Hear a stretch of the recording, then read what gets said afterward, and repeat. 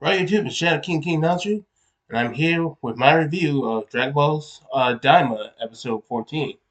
Got my notes right here. Let's check it out, shall we? So, after Pansy fixed the ship, she calls Pero to inform him that they got the second Dragon Ball and are heading to the first demon world.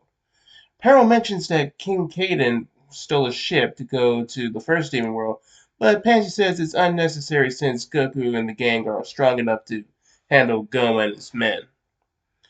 Vegeta, feeling pride in his royal blood, blood starts to criticize King Caden for stooping down to the level of stealing. But Pansy points out that just because they're rich, just because they're royalty doesn't mean that they're rich. Yeah, that's a fair point. Not everybody who's royal blood is as rich, because it usually depends on the success of your land, uh, in terms of resources, potentially if you had conquered and expanded your territory, or if you made certain alliances. It's very, very nuanced.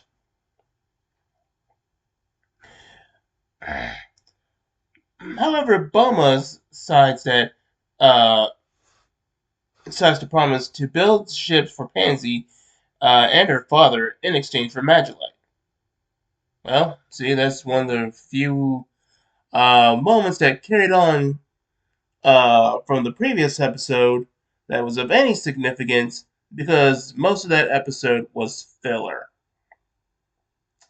Yeah, I kind of. The more I dwelled on episode 13, the less and less I like it. It was basically. I've said this in the previous review, but it was basically glorified filler. I mean, it was okay, but it's not really all that engaging. King Kuma asks Degasu if his forces have arrived, to which he says yes, including Goma's special task force.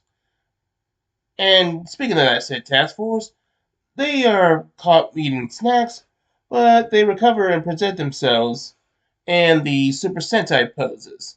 Now, if you don't know, Super Sentai is basically the Japanese original version, what would later be adapted by Haim Saban into Power Rangers. And Akira Toriyama has seen Super Sentai, and he's definitely paid tribute to it, or parodied it, as it were, multiple times. Such notable cases being the Ginyu Force in Dragon Ball Z and the Pride Troopers in Dragon Ball Super. So this is basically the same gimmick. Uh, and we even get to see the bit where uh,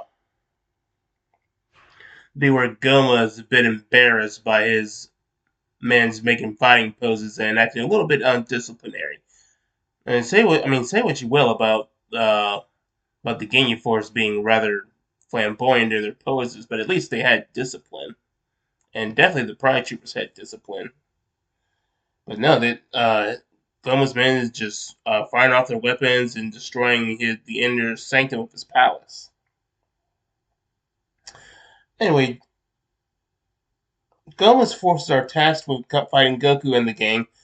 Uh, though they though the force is underwhelmed by the fact that they're children. However, Degasu informs them that not to be underestimate them because they defeated Majin Buu and the Tamagamis. However, they don't believe them.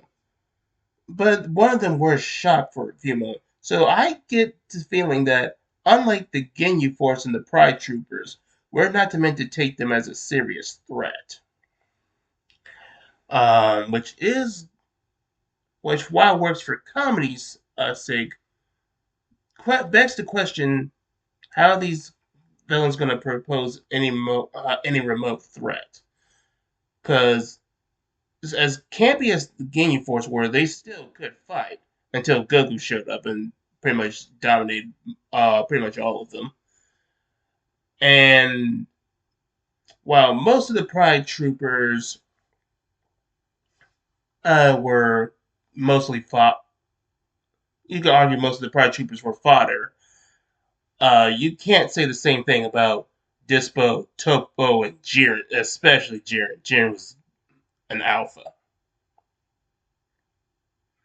So I want to see how they're going to break the mold. Anyway, Neva informs the group that Goma has deactivated Warp, which is why they're not currently able to use him to go to the first demon world. Vegeta asks Hiss if there's another way to travel there, but Hiss basically says no. Supreme Kai mentions that the tunnel leading to the third demon world is being blocked by a sheet of light, in which Goku tests the barrier with his power pole and gets electrocuted. Uh, And the funny thing is that when people were watching the preview for the next episode, they thought that Gloria was going to betray Goku and shoot electricity at Goku, knock him out because Goku had his guard down, and it was going to be like something similar to like Resurrection of F. But no, it wasn't the case. He just got electrocuted by a magic barrier, and it shot magic electricity that knocks him down for a few seconds. And yet, for some reason, neither Piccolo, Vegeta, okay, I can't really expect much from Vegeta, Pansy, or Gloria, none of them decide to fly down and rescue him. You got great friends there, Goku. Anyway, Neva uses his magic to dissolve the barrier separating the three demon worlds, and Neva admits to Piccolo that he created the barrier separating the three demon worlds.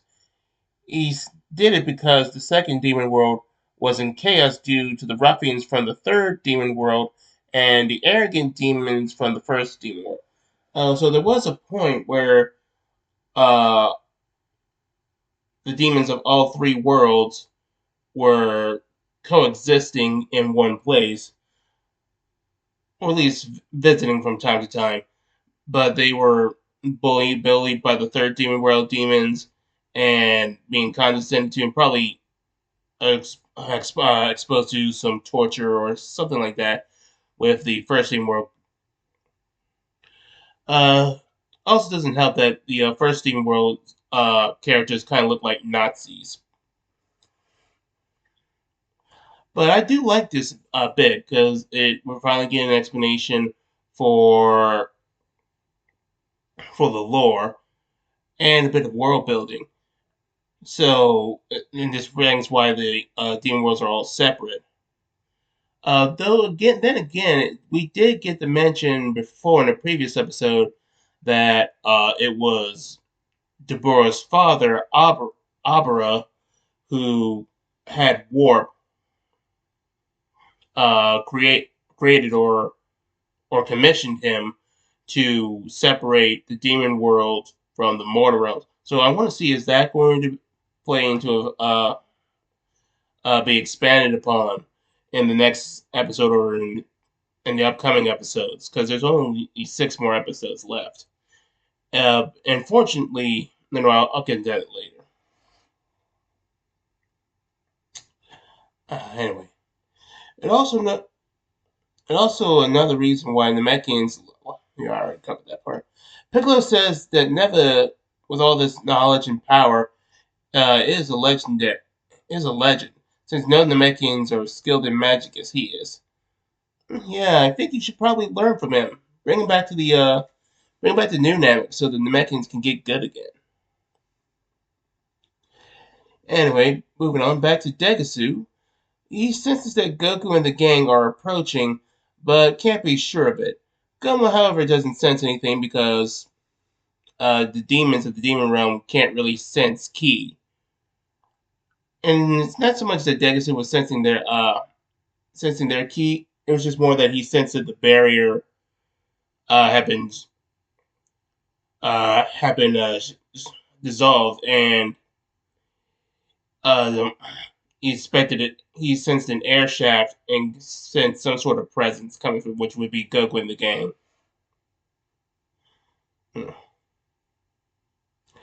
Go, and then we cut to the segment that's oddly was unnecessary, but be still be useful. Let me explain. We cut to a segment where Goma's task force goes to the store and encounters Majin Buu and Ku.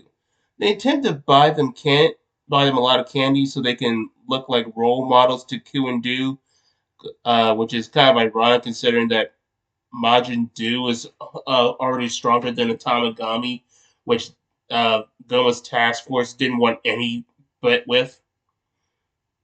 And these guys, which brings me back to another point, is that since we know that Majin Buu and Ku are fragments of Majin Buu, and most certainly not as powerful as Majin Buu was, especially when he became Buuhan, and I don't think he was as strong as Kid Buu either. Uh, that definitely would more or less confirm that Majin Buu was stronger than the Tamagamis. It's just that probably Babidi had no interest in finding the Tamagamis. For some, not Babidi, Bibbidi. Bibbidi didn't have any interest in finding the Tamagamis for some reason. But anyway, they tried to buy the candies for Majin Buu and Q so they could look up to them, but they can't afford it any more candy, so they just give them 2 bars of chocolate. And basically gave them like a health advice. Oh, kids shouldn't eat too much candy. Try to be big and strong. I'll see you later. Yeah, but the funny thing is that Majin uh, Ku and Do don't hold any ill will against him. I think it's more that it's because Majin Ku is just, for the most part, a nice guy. I wouldn't say he's good, but he's a relatively nice guy. And it's pretty much Majin Do is just, I think he's just too simple to hold any animosity or understand the situation. Now, while that segment didn't serve any real purpose in the grand scheme of things as of right now, it could build a uh, potential dynamic between Ku and Do. Now, I don't expect this task force to compete with Goku and Vegeta and Piccolo. However, we know that Majin Ku and Do can at least fight, or at least very least Majin Do can, since he beat Tamagami 1. Which means I think that what's going to happen is that Goma's men are going to be in trouble with Goku and Vegeta, and Majin Ku and Do spot this and he said, "Hey, these guys gave us candy. Let's help them out fight these guys." And that's and then Majin Buu and Ku are going to fight Goku, Vegeta, and Piccolo, and that's how they're going to be pose any sort of threat to Goku and Vegeta and Piccolo. So I think that's the best situation, given the context. Anyway, let's move on.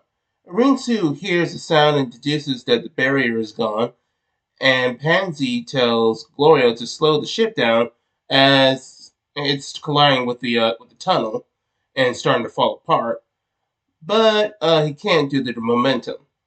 Piccolo asks what the weather is like in the first demon world, to which Gloria says that due to having a miniature sun, the first demon realm is 60 degrees Celsius. 60 degrees Celsius. Uh, that would be roughly about 140 degrees in Fahrenheit. So it's a really, really hot place. Goku and Piccolo say that they're not concerned and they can just fly normally if the ship is compromised.